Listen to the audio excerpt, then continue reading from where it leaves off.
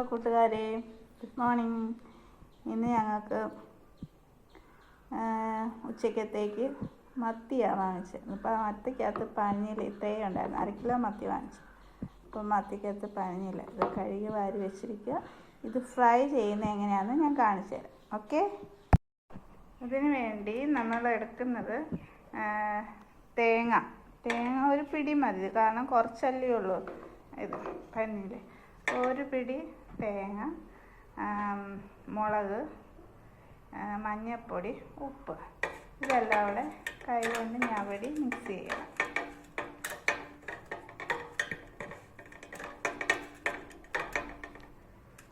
Mix ചെയ്യണം.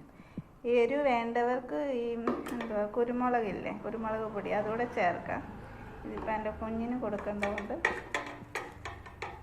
അതിന് എരിവ് ഇഷ്ടമല്ല, അതുകൊണ്ട് കുരുമുളക് കൂടെ ചേർക്കുമെങ്കിൽ നല്ല ടേസ്റ്റായിരിക്കും. ഇതിങ്ങനെ നല്ലപോലെ ഞവടി മിക്സ് ചെയ്യണം.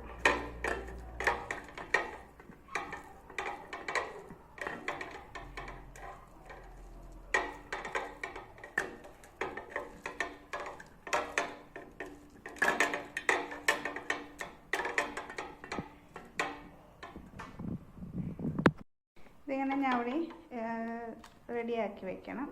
അതിനുശേഷം വാഴയില എടുക്കുക, വാഴയിലക്കകത്തോട്ട് ഇത് വെക്കണം.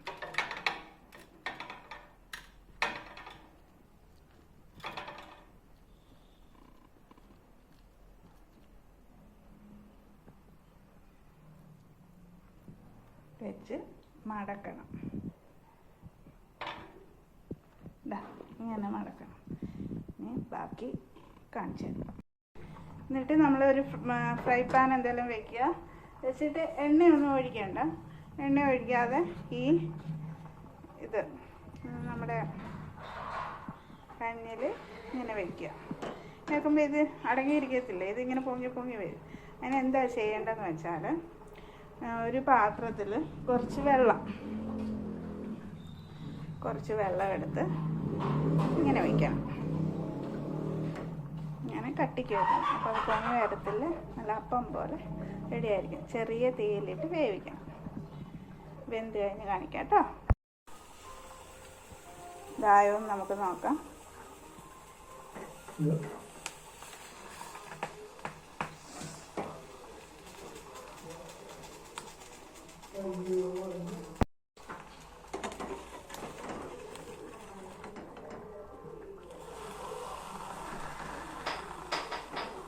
നമ്മൾ തിരിച്ചിട്ട് കൊടുക്കണം.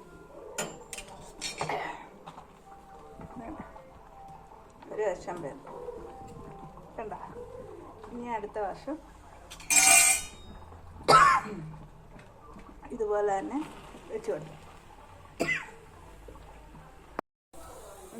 നോക്കാം നമുക്ക്. നരയ്ക്കും മോനെ.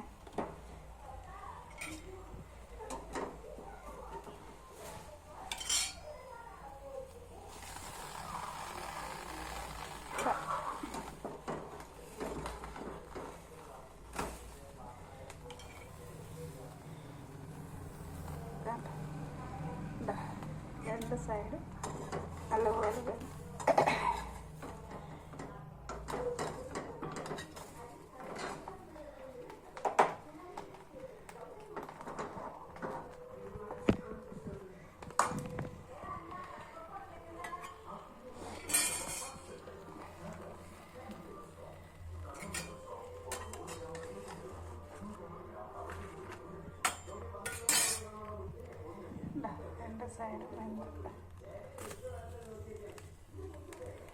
അപ്പം എല്ലാവരും ഇങ്ങനെ ഒന്ന് ട്രൈ ചെയ്ത് നോക്കണം.